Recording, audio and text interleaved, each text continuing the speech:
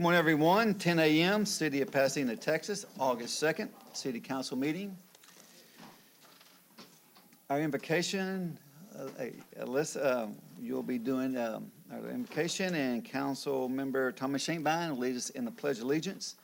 If everyone would please stand.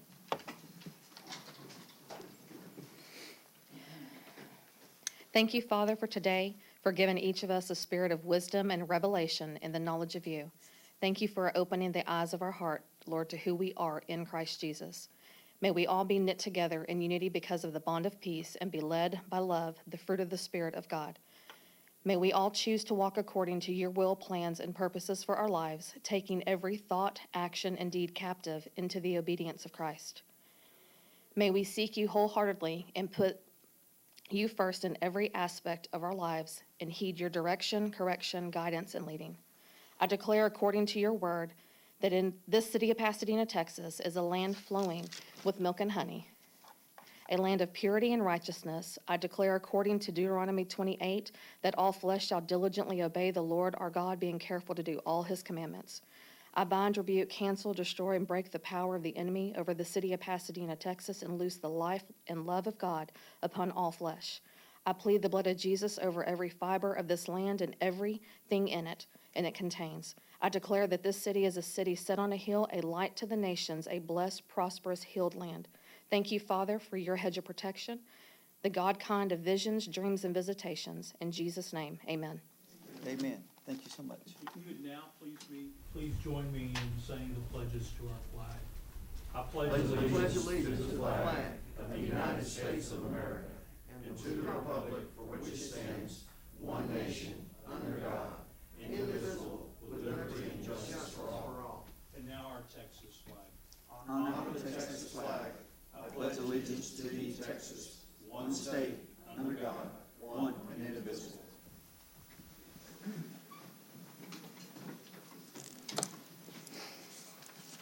Councilman Shankbein. Good morning, everyone. It's so wonderful to see everyone here this morning. We had a really special event in the city yesterday, Fill the Bus, and our neighborhood network department, Ms. Tish Eubank, and several city employees, the Pasadena Chamber, Pasadena Independent School District, put on a function called Fill the Bus. Hopefully you've heard about that. And it was a tremendous success. Many businesses turned out, many individuals turned out. So thank you to everyone involved, and these supplies will help teachers and students beginning the new school year so that our students can learn and have the tools that they need. So thank you to everyone involved in that. Mayor, thank you for your support in that. And with that, I pass. Thank you, sir. Councilman Valerio. Pass. Not Councilman. I'm sorry. Councilman Harrison. Thank you, Mayor. I pass. Councilwoman Van Hout. That was fast. The city is moving along on its plans for the Bayou Trail from Memorial Park to Strawberry Park, and they're trying to provide the amenities that the most people want. So they're having an open house next Tuesday, August 9th at 6 p.m. at Strawberry Park, which is one end of the trail. They will have children's activities and snacks, and it's a good place to take your family. And we got a flyer today that the animal shelter is doing $5 adoptions for the month of August. Thank you. Councilman Estrada. Thank you, Mayor. I'll pass. Councilman Caton. Thank you, Mayor. Just like to thank everyone for coming out and being part of city government today. I know I missed last week. I was just up on a cool cruise in Alaska. But high was in like the mid-50s, so that was nice to get in some good, cool temperatures. And also, I'd like to congratulate all the service award recipients, and especially our own Amanda Mueller. With that, I pass, Mayor. Thank you. Okay, Councilman Bass. Good morning. How y'all doing? I just want to recognize we have Miss Christina Womack in the audience today, Pasadena Chamber, and Fill the Bus was a great idea, and I'm glad it happened. Also, Mr. Thane Harrison in the back from Deer Park, and congratulations to 55 years between two of them. She said she started when she was 7. Amanda. Okay. With that, I pass. Thank you, sir. Okay, citizens wishing to speak to council. Ms. Christina, you're up.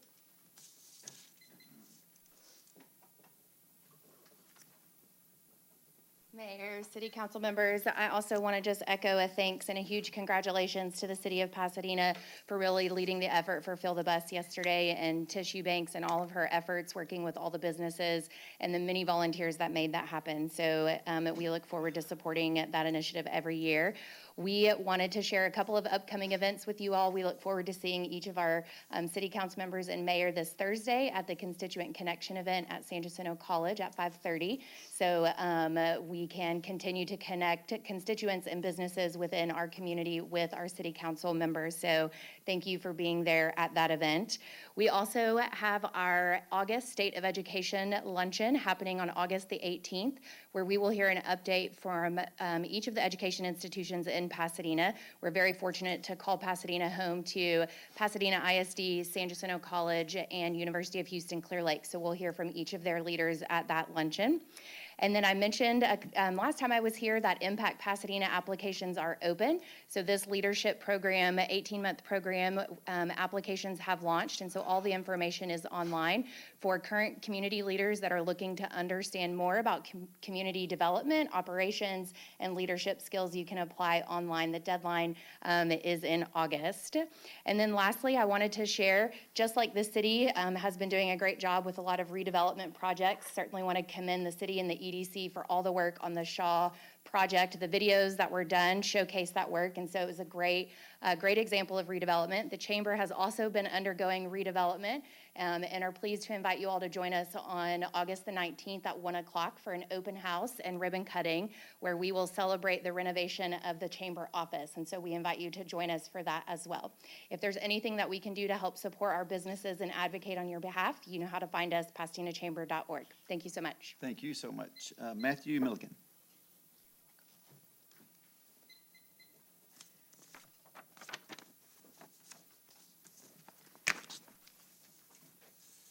I should have spoken to that lady and had her speak for me, man.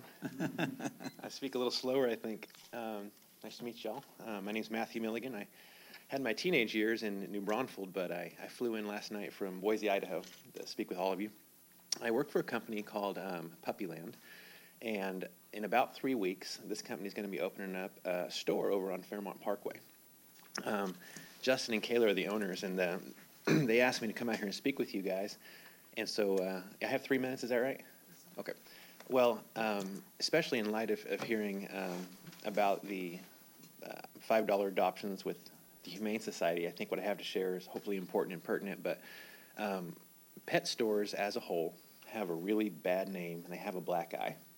It's probably not good for business to run other companies down, but there's some really large companies and brands here in Houston and Pasadena that have some really poor standards, and the community doesn't like it, and I don't blame them. However, our standards are really different, and we go to pretty great lengths to make sure that the puppies are coming from really, really great places.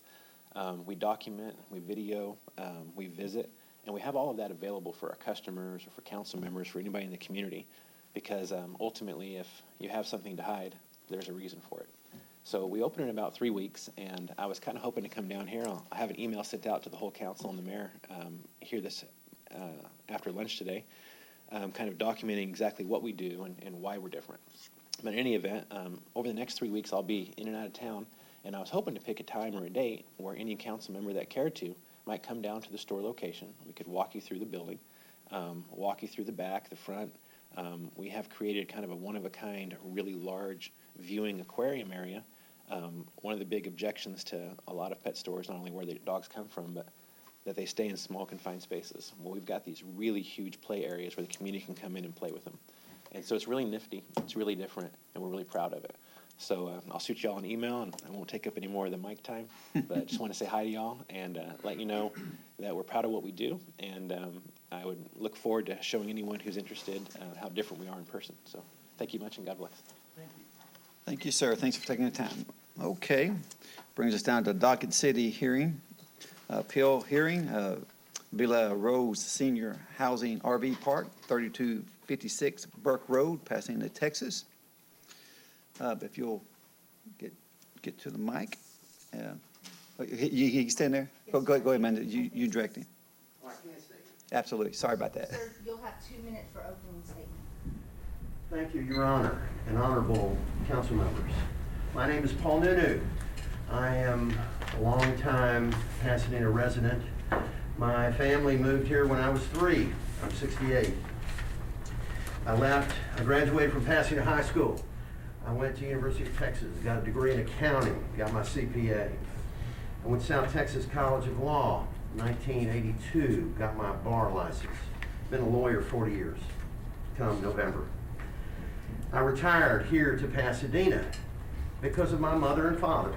Actually, my father died some time ago, but my mother died in 2012. And I came and bought a piece of property in 2010 to develop for my mother. My mother was a very fiercely independent person who would not live with her children. She wouldn't go to an assisted living. And so she would agree to live in a semi-assisted living if I was the owner. I searched long and hard. I found a property that was perfect. It's behind the Kroger on Burke Road, or on Spencer Highway at Burke. To make a long story short, I've spent the last 12 years trying to develop this property. The property is, you can see it right here. It's 900 feet in from Burke. It's 900 feet south of Spencer. It's about 1,000 feet off of Vista and probably 2,000 feet, off of Strawberry and 2,000 feet off of Vista. It is completely isolated. It is hidden from the world. It is perfect for senior housing because it is off the beaten trail, it is a defensible area, and it is someplace that people can be secure in an inner city area. And I have turned what I consider to be a sow's ear into a silk purse. This property was a trash dump. Oh, That's your 2 minutes. Okay, Amanda, what's next? Mr. Dell, No comment. Okay, sir. Amanda? you'll have 22 minutes for your evidence and argument. Just let me set my timer really quick because I have to click a whole lot to get 22. no problem. Leave it, I can hear better too without. Yeah, let me take that off. Okay. To make a long story short, Your Honor, I came here to make the city a better place. Not just for me, but for my mother. That's why we came and developed Villa Rose Senior Housing. Now, this, you can see, we have, you can't really see it here, but there's 8 approved fourplex lots. That's what's platted. The city, this subdivision was created in 1972, and it was fully built out in 1974. But no one has been able to develop this property. All of this is fully developed. It's been built out with fourplexes, okay? There's been some foreclosures, there's been some issues. My property suffered multiple foreclosures. It suffered a constable's foreclosure for the city of Pasadena. I offer you today some constable's deeds that show that the city of Pasadena is substantially invested in this project. The city of Pasadena lost $40,000 in taxes on this property. It lost 5 years of tax revenue. When it foreclosed in October of 1996, there was $72,000 in taxes due. 5 years later, it sold the property for $32,000. Copy here. The city lost 5 years of tax and $40,000. Now, since the city sold it and multiple people have bought it, no one's been able to do anything with it. Now, I come along and I see it. It's perfect. It's right behind Kroger. It's across the street from the hospital. It's next door to a church. It's perfect for seniors. Everything I have done has been for seniors, and that's what I'm here today trying to do. Now, I spent 3 years trying to get approval of my property to build senior housing. Finally got it in 2013. I offer you a Villa Rose Condos address map showing what's approved by the city. This is on the books approved, okay? Now, I want to turn it into this, which is an RV park for seniors. This is not an RV park for the public at large as much as it is for seniors. I have built out this building, and this building, and it's all dedicated to seniors. Now, what I'm trying to do now here's the problem. The economics are such that I can't develop it. I can't sell it. I've tried to sell it because I couldn't develop it. I'm faced with, we're either gonna go down that same road that you were on in 1996, or someday the taxes are gonna get so high and I couldn't afford it and we'll lose it. I'm trying to turn a sow's ear into a silk purse. When I bought this property, it was completely overgrown. It was a trash dump, but it was 2.68 acres in a perfect location. As I tried to clear it, and we found the water and sewer was there. We found the drainage system was there. We found a road. We found everything. And it was like the Lord was guiding me here, and I discovered this. And so the question became, what was the plan? For 12 years, I have worked every day to try to figure out how to turn this into a profit, how to get the gold out of the gold mine. Finally, after all this time, it's fortuitous, but I had a tenant whose son-in-law has a 40-foot RV, and he wanted to come down for Christmas. He asked if he could plug into my utilities. I said, sure. And I saw that on my property, and I said, it was like an epiphany. It was like, this was the perfect use for this property. And as I studied it more, and I went to the city, and I first sought the support of Mr. Bass, because if I didn't have some support in the city, I'm wasting my time, and I knew that. And I think I've achieved his support. And then we went to the city, and we went through the planning, and we went through, and the city said, well, we want you to issue a plat. I already had an approved site plan, but no, we want a plat. I said, fine, whatever you want, I'll do it. Well, it was one plat, then another plat, then another, and every one they reject, and for different reasons. It was like every time it's a brand new day, we got, now we have 23 objections, now we have 18 objections. And the planning commission, listening to the city infrastructure, said, okay, we reject this. Now, I think that was an error. I think that is not in the best interest of the city, because what I'm trying to do is to turn a sow's ear into a silk purse. I want to make this a premium spot, not some trailer trash. I don't do trash. Everything I've done is high quality. If you go to villaroseseniorhousing.com, you'll see pictures of what I've built. And it's just all granite countertops, granite bathrooms. The bathrooms don't have bathtubs. They're all, the whole bathroom is a wet zone. And that's what seniors need. They have difficulty with hygiene. They have difficulty with, this is something I'm catering to. To make a long story short, when it touched me and the brain fart, whatever you want to call it, came, the RV park plan that I have is the highest and best use of this property. Now, there are lots of different things I could offer you about why you should approve this today.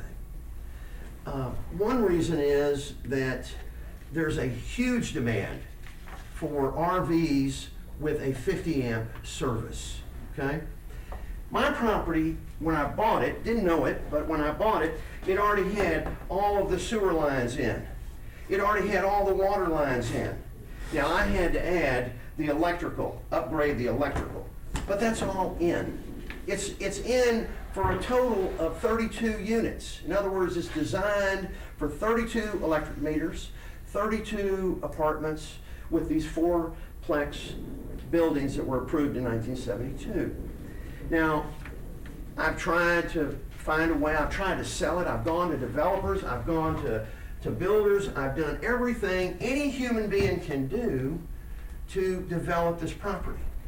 And now, I'm just stuck with one idea, one thing, and that's an RV park.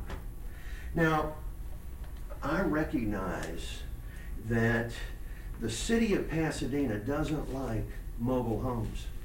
And I gotta tell you, I don't like them either.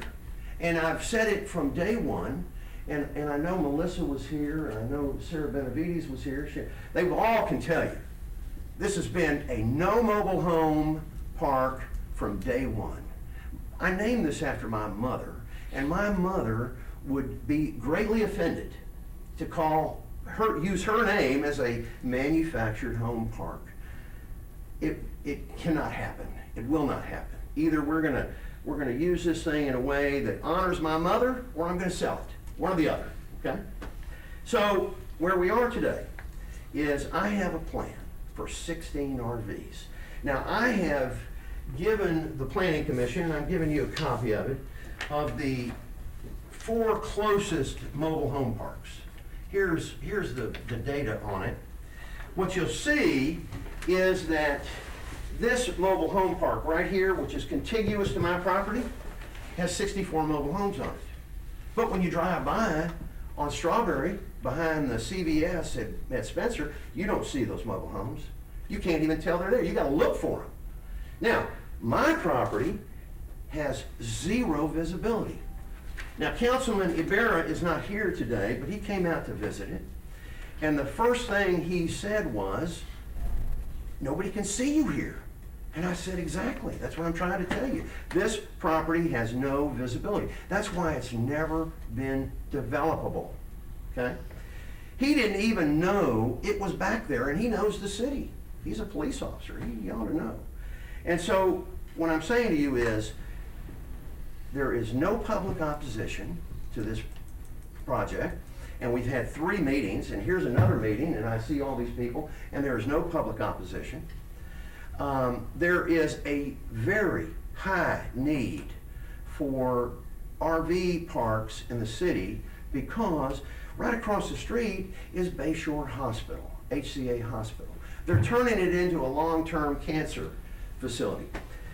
My friend, Dr. Garcia, who is absolutely supportive of this, said, you know, we've got RVs stacked up in the emergency room parking lot of Bayshore Hospital. People coming in, running their RVs so that they can go into the hospital or there's people staying there, right? I have the perfect facility. I have a secreted area that nobody can see that has got all of the utilities, and I have the ability to bring on, within 3 or 4 months, 16 new households for the city of Pasadena. Now, like I say, you're in the hole 40,000 plus when you sold the property, okay? The only way you're ever gonna make it up is if we can generate tax revenue for the city.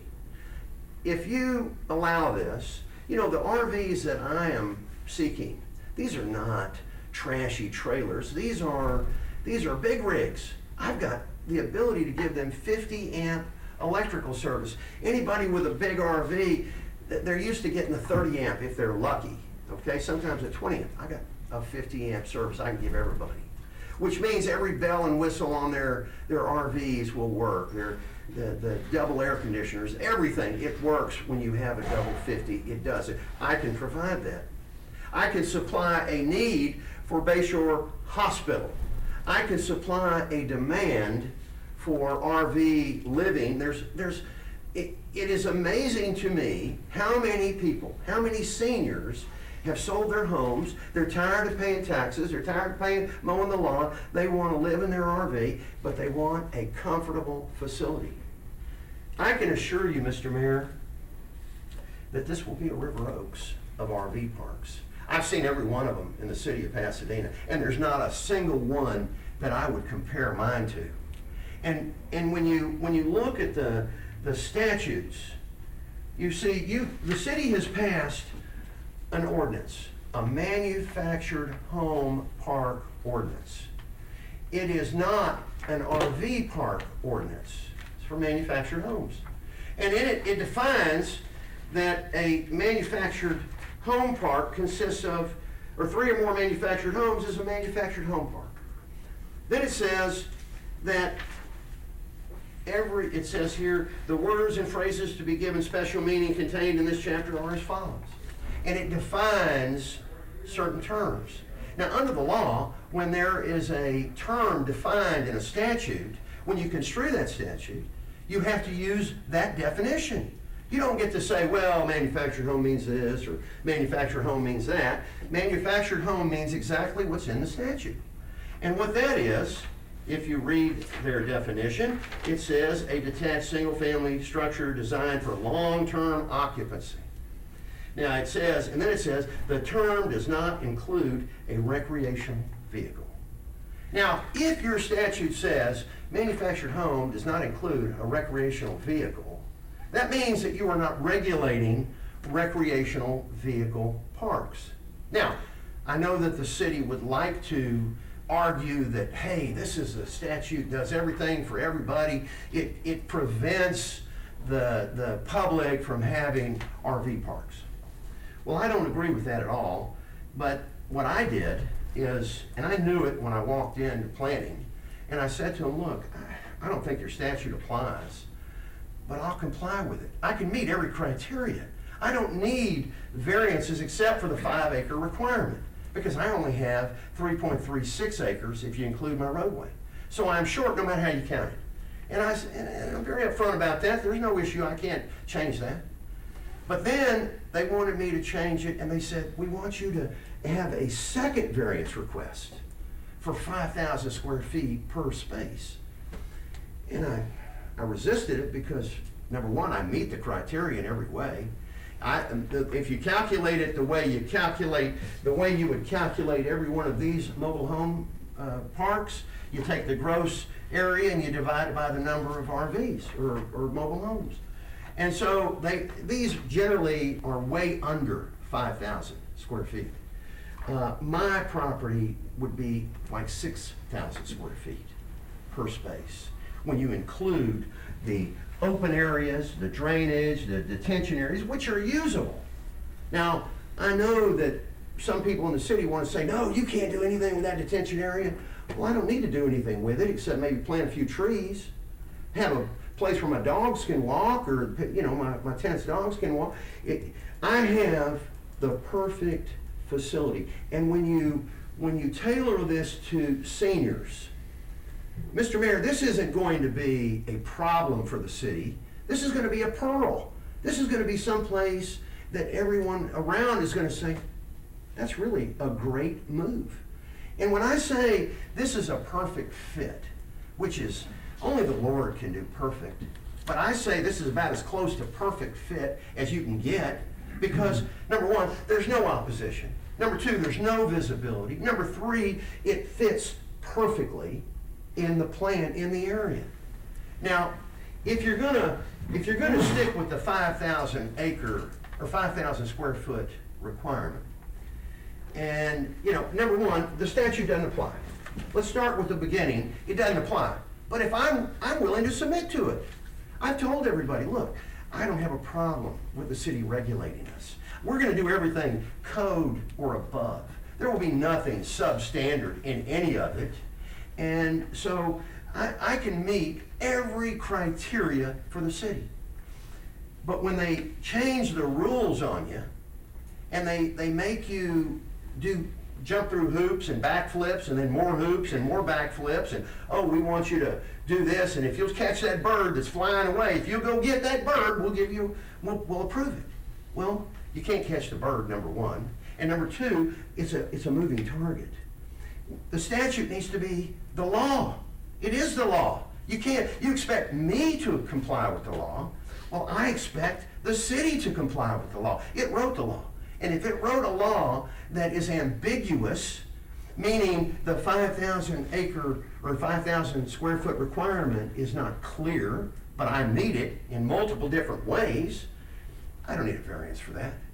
And to come in here and ask you for 2 variances, I would never do that. The only reason I did it is because they told me to do it. The chairman of the planning commission told me to do it. Sarah Benavides told me to do it. Yes, ma'am, I'll do it. Whatever you want. I want this to be approved. Well, then they use that and pull the rug out from under us and say, hey, we deny your application. Mr. Mayor, the city does not have zoning. You have on your website a letter that says this is a no zoning municipality. I didn't make this up. This is what the head of planning, Deanna, had written, and it's still up. It's on your website. I have no restrictions on this property. There's no deed restrictions. There's really no municipal ordinances that apply. And yet, I'm spending years fighting with the city over this, when the city ought to be saying, we welcome your development. We want you to bring money into this city. We want you to make our city better. Now, some people have a different vision of what's good for the city. Now, I don't like mobile homes, and I would never, ever want mobile homes on my property. I would never want to own one. I'd never want to rent one. They're just a fire trap and a death trap and a tornado attractor, and they're everything I don't want in life, okay? But the city is making me turn this into a mobile home park, and I refuse. I refuse, Mr. Mayor. Now, I don't want to sit here and belabor and criticize and argue. I want to do something good. And I need your help, Mr. Mayor, and I need all of your help, because if I don't have your help and I don't have your cooperation, this is never going to work. I'm not going to go to war with the city. I'm not going to have city inspectors coming in and saying, well, you didn't do this, you didn't do that, because I do it right. I've done everything right. In every building that we've built, I built 3 buildings, a 4-plex, a 5-car garage, and a metal building. There's never been one red tag. The city inspectors that have come out have been impressed with what I do, because I build above code. In fact, the Charles Court, who came out and did the inspection for occupancy on the rental building, he said, Nunu, we didn't know who you were when you got here, and we didn't know what to think of you, but you've proven yourself to us, and we want to help you in any way to finish this project. And I said, thank you very much. I sure needed to hear that. Well, he promptly died, and unfortunately. And just to tell you that, you know, I'm in the family of Pasadena. I represented his family in that wrongful death case and was successful. So here are the people that Melvin Murray came out there. He's been very pleased, very helpful. He was, let me tell you, he was a great man to have in the city. He retired. And he was equally impressed with everything that we've done. And so what I'm trying to do now is I want to build a facility that is an example of what we want in our city. In other words, this is for seniors. And I'm gonna have a community, what I want to do is I want to build right here a community building that'll have 2 bathrooms and what I call a church kitchen. It'll be a multi-function room, 24 by 22 probably is the best I can figure. And it will be, it'll have everything from a kitchen to washing machines and freezers and ice machines and other things that facilitate this RV park. And I will have people that serve, and I already have it. In other words, one of my tenants right here she's a cook, and she lives to cook. That's all she wants to do for a living is to cook. And so she'll be catering to all these people. She'll be cooking for them every day. And if, say, for example, somebody had cancer and they were recovering from chemo or whatever, wouldn't that be a blessing to have meals delivered, right? So I say to you, Mr. Mayor, I have a plan. It's a good one. It's time tested. I've spent years developing this, and I'm not just somebody off the street who doesn't know what he's doing. I know all about it. I've made a plan. That's your 22 minutes. Thank you, sir, for your consideration. I ask you to approve the plat. Amanda, what's the next on the agenda? 2-minute closing statement from the city. Sarah, yeah, go. Sarah, you can too also. Okay, Mr. Nunu is proposing to develop an RV park on his property at 3256 Burke Road. The Code of Ordinances does not allow for the development of an RV park. A manufactured home park may be platted in accordance with the requirements of the Manufactured Home Park Ordinance, and travel trailers may be permitted to be placed in the manufactured home park. Per Section 21-15 of the Manufactured Home Parks Ordinance states that no mobile home or travel trailer shall be parked for use or occupancy on any tract of ground within the city limits except in a duly authorized manufactured home park. So the city told Mr. Nunu that he would need to plat a manufactured home park, and then he could place travel trailers in there, but he's going to have to plat per the requirements of the ordinance. He did submit for review on April 11th, 2022. The Planning Commission reviewed his preliminary plat. It was disapproved. It did not meet the requirements of the 5,000 square foot spaces per Section 21-61. It states that no space in a manufactured home park shall be less than 5,000 square feet in area. The Planning Commission advised Mr. Nunu to revise the plat to show 5,000 square foot individual spaces per the ordinance and resubmit. He did resubmit for a re-review. It came before the commission on June 13th, 2022. It did show individual spaces. However, they were only ranging in size from 2,419 to 3,125 square feet. His plat did not meet the requirements, as well as it did not meet the requirement for a 5-acre tract. He has 2.6 acres. The Planning Commission voted unanimously to disapprove the plat. Thank you. Sarah, you may step up.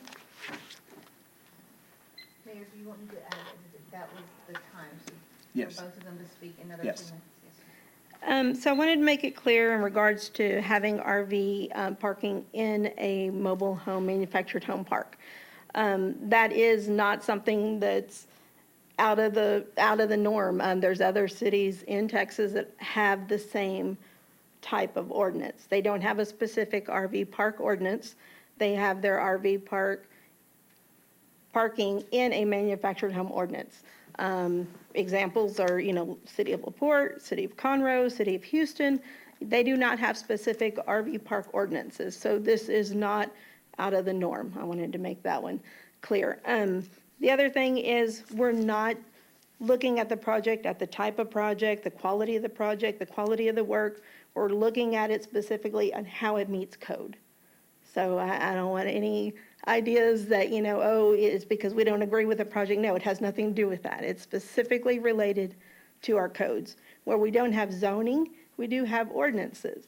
So those ordinances are what come into play. It's not deed restricted, so we don't have to worry about deed restrictions on it. We also have the mobile home parks, as mentioned, that are in the area, which predate our ordinance. Our ordinance was in 1998. So the existing parks were before that time. So they're probably not going to be compliant. We don't go back and make somebody become compliant that's already existing. So I guess the last thing would be that the 2 variances that went before the Planning Commission, for the acreage and then for the lot spaces. We tried to work through those. We met with Mr. Nunu on several occasions, on twice, I think, to try to work through to bringing it closer to what the requirement was. But there's no way to add acreage to his site. I mean, it is what it is, so. Okay. Thank you, Sarah. Okay, council? Mayor, Yes. we'll have 2-minute closing That's, statement. yeah, exactly. Thank you, Your Honor. What I want to make very clear about your manufactured home park ordinance is in a manufactured home park, you limit their ability to replace a mobile home. But you provide in the ordinance that they do have the right to put a travel trailer in place of a mobile home. So in a mobile home park, they allow travel trailers. But to say that this manufactured home park ordinance regulates RV parks is a complete misstatement of the law. Because if you read the statute, It excludes RVs. Now, it does have some language that prohibits generally RVs in the city. But all you gotta do is drive down the street in any subdivision, you're gonna see an RV parked in somebody's driveway. That is illegal under this ordinance. But nobody cares. It doesn't matter. Nobody enforces it, okay? What I'm asking for is an RV park, not a manufactured home park. I'm willing to live with the rules of a manufactured home park, but I'm not willing to call an RV park a manufactured home park. That's like calling a motorcycle shop an automobile shop, or a bicycle shop is a motorcycle shop. The government has a limited jurisdiction here. And let me give you an example, Mr. Mayor. You were a police officer. You read the code, the penal code, I'm sure 100 times. And you read where it says, if you do this, this, and this, that's a crime. But if you only have 2 of those items, it's not a crime. Nobody will take charges. And that's exactly what we have here. We have an inadequate statute. If you want to regulate RV parks, pass a statute. If you don't want to regulate RV parks, then I'm out of time. Thank you, sir. Now, they got 4 minutes. Do I get another 2 for that? No, sir, All right. each one have 2 minutes. Thank you. Okay, thank you, Your Honor. Okay. I appreciate your help, or your support. Amanda? That's it. Okay, council, you heard the hearing. Let's go for a vote. We need a motion. Motion, Shaban, second by, Any discussion there? let's get the second, and then we'll go discussion. Okay, second by Bass. Okay, now it's open for discussion. Anyone? Yes. I was at least one of the planning commission meetings where this was discussed. And we're looking at 2 variances. One is for this not being a 5-acre piece of land. Now, Mr. Nunu cannot help that there's not 5 acres there. He has no way to just manufacture more space. He can't change that. The second variance request is for the lot size, and his lot size is considerably under the 5,000 square feet. And he is trying to say that he actually has 5,000 per lot, but he is counting things like the road. A homeowner, someone in a house, cannot count the street in front of their house as part of their lot. And what he's doing is equivalent to that. So I see a problem there. I've looked at the drawings of the placement, and they do not seem sufficient. Now, I asked about the rules for this prior to the meeting, and it says that council can uphold the decision of the planning committee, which would be voting no on this, or we can overturn the decision of the planning committee, which would be voting yes to approve the variances, or we can modify the decision. I move to change the original motion to approve the variance for this being less than 5 acres, but to deny the variance based on lot size. So you will make an amendment to what Yes. we're voting on what you just said? Yes, I want to amend with the motion so that we would be modifying the ruling of the planning commission. I need legal counsel on this, You said that we could modify. We haven't seen a plat that shows, we haven't seen a 5,000-foot plat.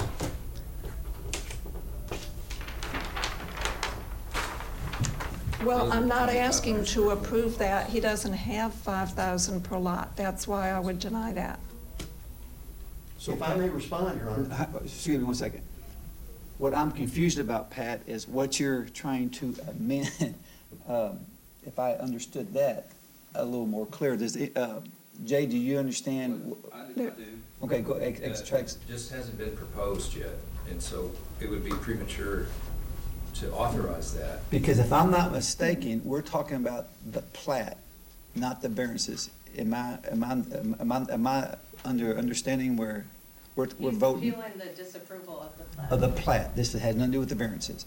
And we're not gonna throw the variances in, I don't think, Pat, right now. We need to vote yes or no on the plat, and this will take care of it, yes or no. My understanding was he was appealing being denied those two variances. How does this need to be handled to address the variances as variances? I'll get that, go ahead, sir.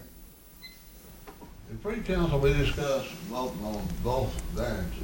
You cannot separate them, because if we separate them, you're gonna get halfway. You can't accomplish anything. It's either yes or no. I agree with that, sir. Yes, sir. Because we can't go back and split them up. You can't have one variance and one yes and one wrong. Absolutely, sir. Okay. So So, we gotta either prove both of them or not at all. so if And I agree with that also, we Mayor. don't have a second, on her variances, we'll go back to the original, what we're voting on, exactly what you're saying, sir. It's gonna be either up yes or no vote. Anybody else have any other comments? Okay, go ahead, sir. You guys have to say? Okay, all right. What, you confused on something? No, I'm just waiting. Oh, this is the vote. All in favor of accepting the, Mr. Nunu's, his way of doing business? Vote yes now. All in favor? I'm gonna say yes. Okay, we have two. Aye. We have three yeses. And all saying we go along with the city administrators and planning is no. No. No passes. Okay, sorry, Mr. Nunu. What was the vote, Your Honor, total? That's 4-3. Against? Yes, sir. Sorry about that. Okay, that brings us down to presentation and awards. Ms. HR, if you'll step up.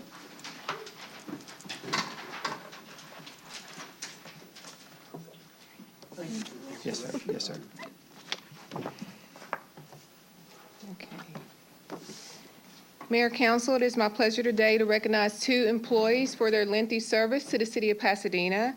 First is Belinda Calvillo. Belinda is receiving a engraved watch for having 30 years of service with the library department. Well, thank you for 30 years.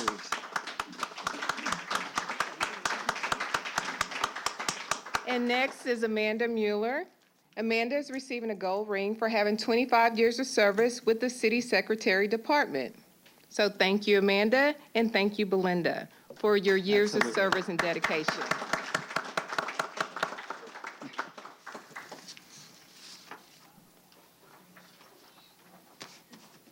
Okay, brings down a presentation of minutes, July 19th, 2022, 6 p.m.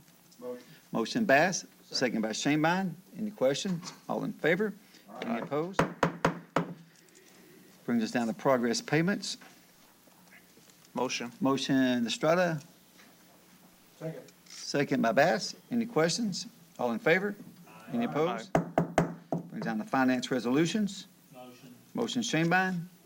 Second Harrison. Any questions? All in favor? Any opposed? Okay, brings down to personnel changes A. Motion. Motion Bass. Second. Second by Estrada. Any questions? All in favor? Any opposed? I will turn the meeting over to the Mayor Pro Tem. Mayor Pro Tem. Thank you, Mayor. The city council has 3 administrative changes in finance personnel as listed in agenda to consider. Number 1, we got a promotion to accounts receivable supervisor. And number 2, we've got a salary adjustment for the assistant city controller. Number 3, we've got a department transfer to senior accounting assistant. Do I have a motion? Motion. Who's the motion by? Motion by Councilman Estrada.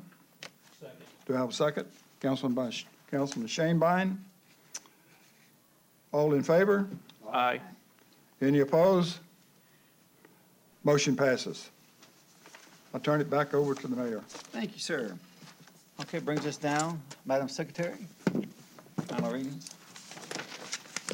Ordinance 2022-98, ordinance 2022-99, 2022-107, 2022-108, 2022-109, 2022-110, 2022-111, 2022-112, 2022-113, 2022-114, 2022-115.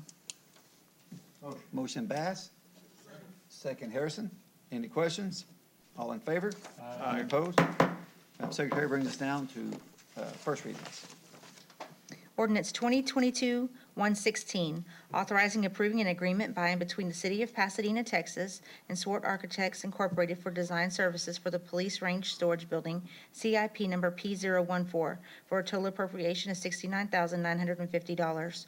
Ordinance 2022-117, authorizing approving contracts between the City of Pasadena, Texas, and Coburn Supply Company Incorporated, Group 1, 2, 5, and 7, Borderline Waterworks, Group 3, 4, 6, and 8, and Ferguson Enterprises LLC, Group 9, for the purchase by the City of Pasadena of water and wastewater fittings and supplies for a period of 1 year. Ordinance 2022-118, an ordinance to terminate the contract authorized by City Ordinance 2018-047 between the City of Pasadena, Texas, and Waste Management for residential garbage, heavy trash, and recycling collection. Ordinance 2022-119, an ordinance canceling the contract authorized by City Ordinance 2021-205 between the City of Pasadena, Texas, and Insight Public Sector for project management services. Ordinance 2022-120, authorizing approving the annual maintenance agreement by and between the City of Pasadena, Texas, and Tyler Technologies Incorporated for the Encode Court software and appropriating the amount $106,811.86. Ordinance 2022-121, authorizing approving an updated participating library agreement between the City of Pasadena, Texas, and Houston Area Database Consortium, HADC, for the continued service of lending digital materials to Pasadena library users. Ordinance 2022-122, authorizing approving a contract between the City of Pasadena, Texas, and Avia Incorporated for the city's annual maintenance for the Avia phone system and Audex answering system, utilizing the TIP cooperative contract number 21010, and appropriating the amount of $56,544. Ordinance 2022-123, authorizing approving a request for additional funds in the amount of $415,508.25 to be added to the legal department number 10800 professional services account number 7107 for the year 2022 in order to pay ongoing pending litigation costs through September 30th, 2022. Ordinance 2022-124, an ordinance of the City Council of the City of Pasadena, Texas, approving the redistricting of the city's single-member council district and establishing new district boundary lines based on 2020 census data for Pasadena City Council elections, directing the city's redistricting consultant to submit the adopted plan for pre-clearance under Section 3 of the Federal Voting Rights Act and providing for an effective date. Motion Shanebine. Second Harrison. Any questions? I'm voting no on one of them. Is Go it, ahead. Which one?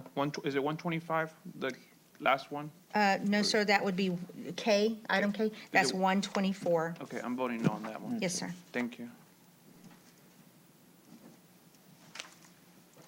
Any comments? All in favor? Any opposed? And we got that one on K. Passes. Madam Secretary brings down the resolutions. Resolution 2022-131, adopt 2021 water quality report for City of Pasadena and Pasadena El Carey Estates Public Water Systems. Resolution 2022-132, approving the quarterly compiled financial statements of the City of Pasadena, Texas for fiscal year quarter ended June 30th, 2022, as submitted by Belt Harris Pekacek LLP, certified public accountants. Resolution 2022-133, accepting an in-kind donation of equipment valued at $2,100.12 from Sunbelt Rentals for use by the Parks and Recreation Department in connection with the annual Fourth Fest event held at the Pasadena Convention Center and Fairgrounds on July 4th, 2022.